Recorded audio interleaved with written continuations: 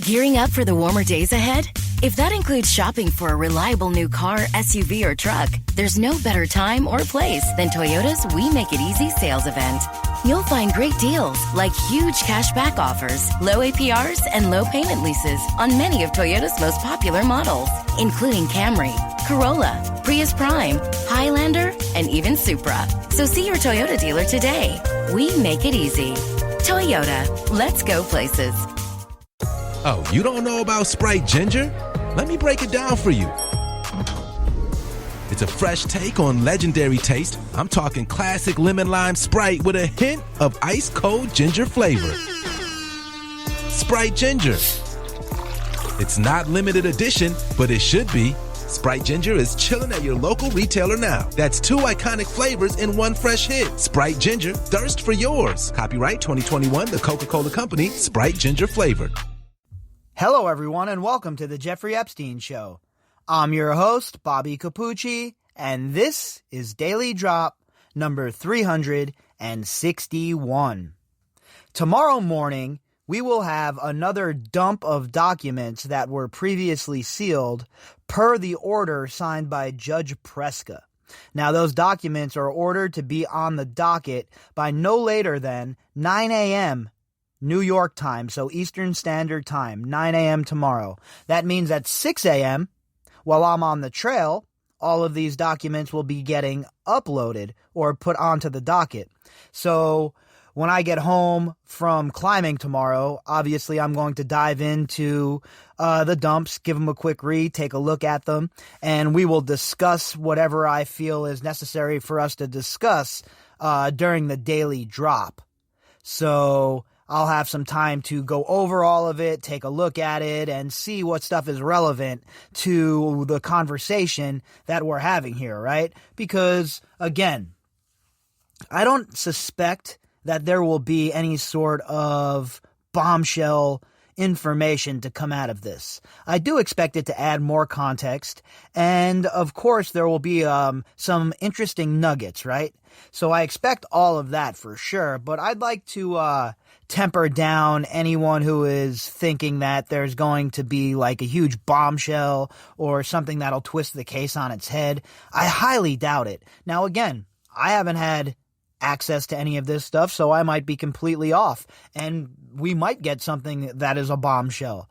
But I'm pretty sure that what we're going to be able to get out of this is more context, is more of a guideline to look back to, refer to, and put it as a piece of the puzzle in the larger puzzle area, right? Because like I always say, there's just so much that goes on with this case. There's so many different layers to this case that it's really difficult to keep everything in order, right? You have to really be diligent to keep all of the pieces in order here, or else it's like a jumbled mess. It's like your Russell Crowe's character in A Beautiful Mind staring at a chalkboard, all of the numbers popping up in the equations. That's what this would look like to somebody who was not following this case very closely. And you could tell the people who aren't following the case very closely, right? People that write about it, that just have a basic idea, or people who talk about it on some of these new crop of pop-up podcasts, like I call them. You know, people don't really have a grasp about what they're talking about, and they're just trying to hit on the salacious issues and not understanding all of the different levels that are going on here and all of the different levels that this battle is being waged on. And there are so many unseen battlefields still for us to uncover, right? For prosecution to uncover and to release. And when I say that, I mean in the realm of finances. You know that if there are forensic accountants diving into this, that there are going to be many, many, many instances of not only financial, let us say, irregularities, but out and out money laundering, hiding money, tax evasion, all of that good stuff that they go after mafioso on, all of that good stuff that they use on regular people. Well, they'll definitely find all of that stuff with Jeffrey Epstein and his associates. Definitely with the ones that were closest to him. Now, with some of the enablers, look, I've been very clear. I think it's definitely going to be an uphill battle to pin anything on them. Unless, of course, it's a full court press. And if it's a full court press and RICO is used and they're really looking to send a message, then there's definitely a path to bring some of these people to justice, not for their, say, abuse of girls within Jeffrey Epstein's criminal enterprise, but for their facilitating it with financial transactions and financial dealings. You see, that's why, again, RICO is such an important tool in the toolbox for them to use against people like Jeffrey Epstein and Ghislaine Maxwell and people who were in charge of these criminal enterprises. Because before RICO came about, you never got the boss, right? You only got the person who initiated the crime. So you weren't able to charge the whole organization for the crimes of one person. But with RICO, you can charge the whole damn organization, right? And that is what they need to do. That is the path that they need to be on. And it is rather obvious at this point that this is a very large, worldwide RICO case that is going to swoop in some of the biggest, most powerful people on the world stage. And that's not hyperbole either. That is just fact from the people that we know about as of now. Ex-presidents, ex-prime ministers, magnates of finance, banking. These are the real people who run the world, who rule the world. Who do you think gives the money to these politicians to get these jobs, to become president or to become senator? Just watch. Watch how much money pours into Georgia from both sides in this runoff election coming up in January. It's a travesty. It's a joke. It's an atrocity. Hundreds of millions of dollars are going to pour in, and bitch-ass Congress and the Senate hasn't even passed some sort of stimulus bill. I know here in Las Vegas, Governor Sisolak just got done speaking, and we're going into a more stringent lockdown, 25% capacity at places, and as I was talking about earlier, it's going to be bad news for our economy. So these people that are getting put into these positions of power, we have to be very thoughtful about who we put into these positions of power, because we see the kind of company they keep.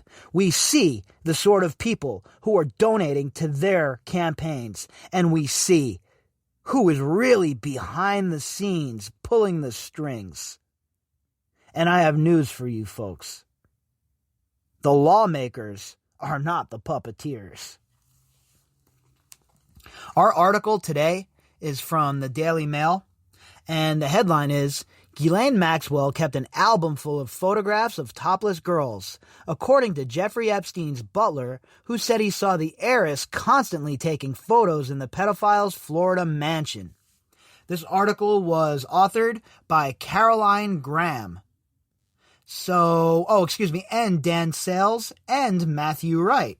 Wow, well, they did a three-piece on that ass today, huh? They had quite the coordination for this article. It's not that big, but I guess they all contributed, so there's that. Now, we know Ghislaine Maxwell took a shit ton of pictures. We know that they had a bunch of pictures on computer hard drives. We know that they had photo albums, and we also know that they were strewn about Jeffrey Epstein's many different properties, hung as artwork, etc., etc. I wonder how many of them were hung around Slick Willie's painted picture, in the dress with the heels. I wonder how many of them were displayed around his picture. So the article today that we're going to talk about is really nothing new to us who have been following the case. We have heard of Juan Alessi before. I have talked about him here on the podcast. I've done a couple of segments on him, and we know what his role has been.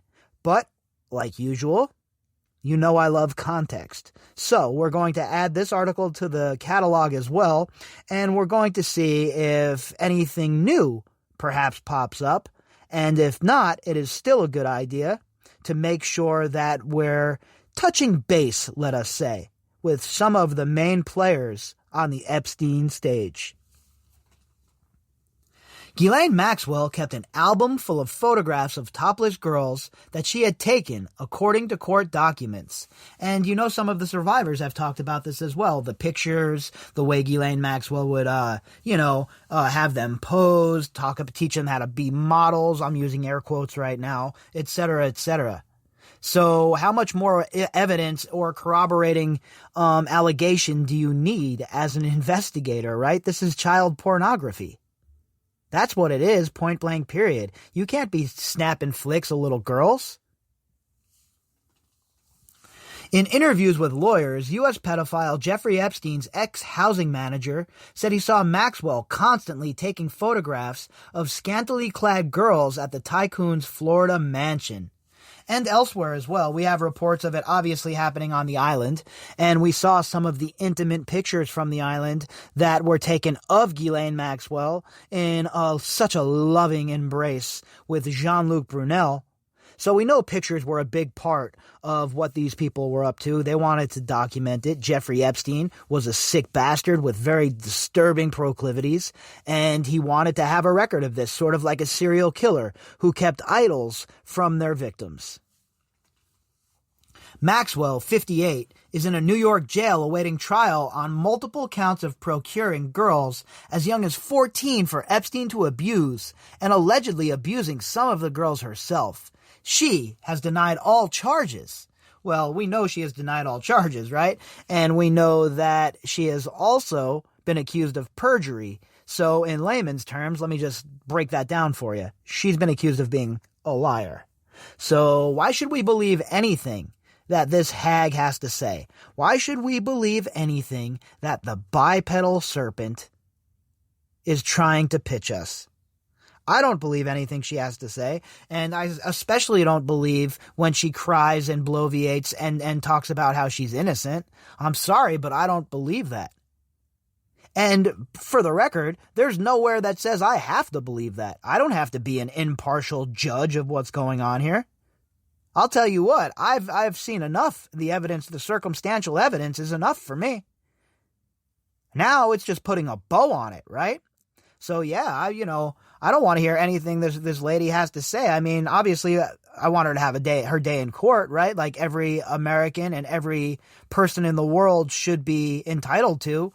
But as far as her gaslighting and her crying and whining about her conditions in jail, etc., I don't care one bit. I have zero empathy for this lady.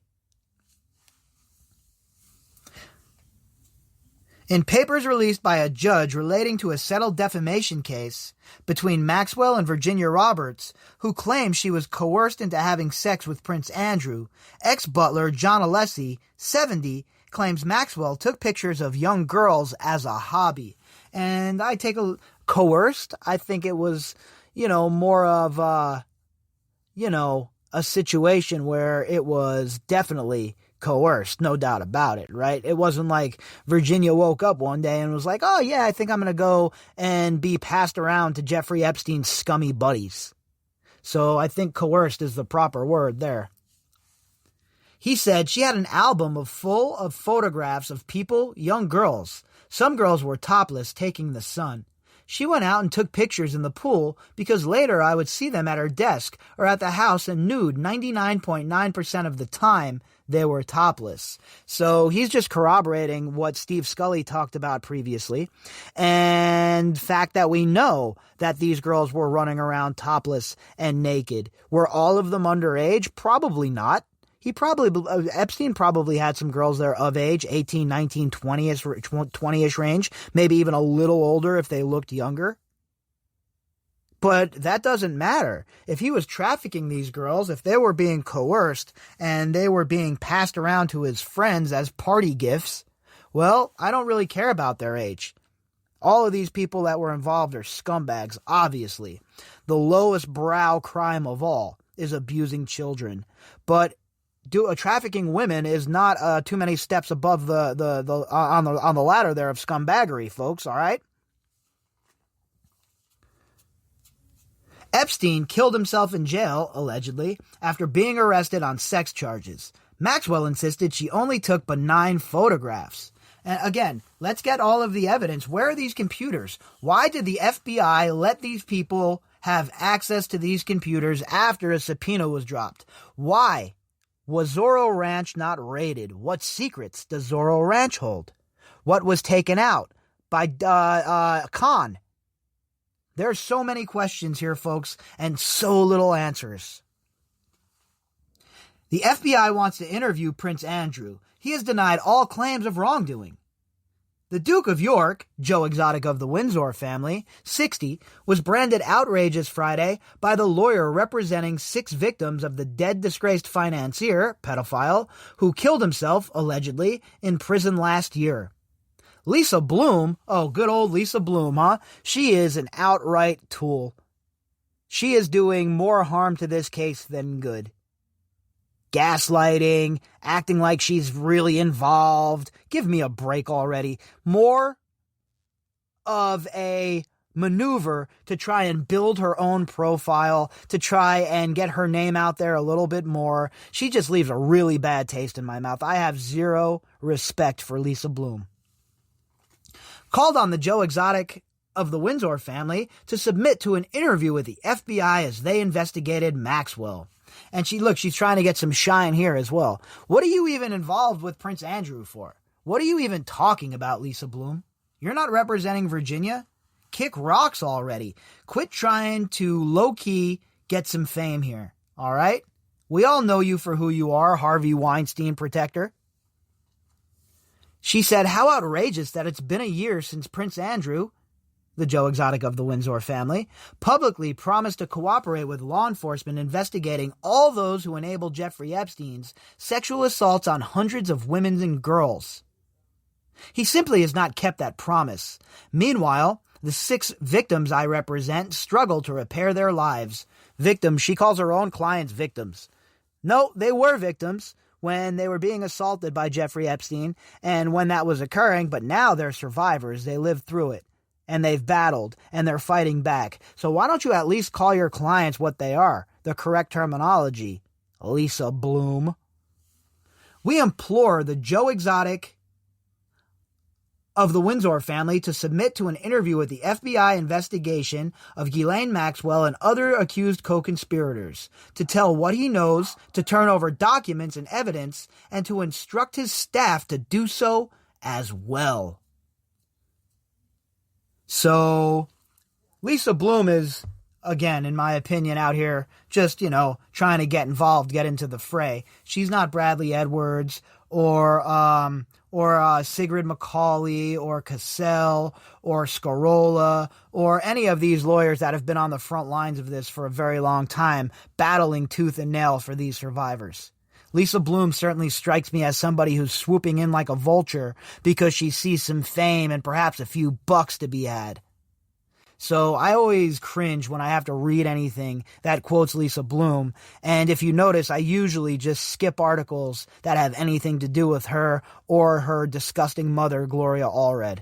And I'll continue to keep up that pattern and that trend here because I really don't have any desire to listen to what Lisa Bloom has to say in any capacity. So tomorrow, like I said, I will dive into the released documents as soon as I get home from climbing in the mountains. And for the daily drop, I will do an episode about what we have found out. So all of the stuff that has come before, all of those documents that have come before, that is just, again, it's going to add more context and it puts more pages together in the book, right? So expect there to be some more of that tomorrow. Not too many bombshells, in my opinion. And expect there to be, at the very least, expect there to be a little more context, at least in certain areas. So we'll get on that tomorrow. And tomorrow morning, obviously, we'll have our morning update. And we will be rocking and rolling and moving along with the week and seeing just exactly what the hell comes at us because it's starting to get down to crunch time, right? December's going to be here soon. We got December 3rd for the the 11th Circuit Court of Appeals hearing, and things are going to start moving rapidly very soon. So we're going to try our best to keep on top of everything, and we will do whatever it is within our power to make sure that we stay on top of all of this news that is coming out on a daily basis. If you'd like to contact me, you can do that at bobbycapucci@protonmail.com. That's BOBBYCAPUCCI at protonmail.com. You can also find me on Twitter at BOBBY_CAPUCCI. All of the links that go with this episode can be found in the description box. And to all of you who have donated to the podcast, thank you very much. All right, folks, I'll be back tomorrow, and we will pick back up where we left off. Have a great night, everyone. Gearing up for the warmer days ahead? If that includes shopping for a reliable new car, SUV, or truck, there's no better time or place than Toyota's We Make It Easy sales event. You'll find great deals like huge cash back offers, low APRs, and low payment leases on many of Toyota's most popular models, including Camry, Corolla, Prius Prime, Highlander, and even Supra. So see your Toyota dealer today. We make it easy. Toyota, let's go places. Oh, wow. Thank you so much. Yay! That's the sound of Lynn getting a random act of helpfulness. We just told her the helpful SoCal Honda dealers are donating meals for her hospital staff. And during the Honda Dream Garage Spring event, we can help you too, with 0% APR financing on 2021 CRV models. Click the dealer locator link to find a helpful SoCal Honda dealer near you. For well-qualified buyers on approved credit through Honda Financial Services. Lynn is a real person and was paid to be on the radio.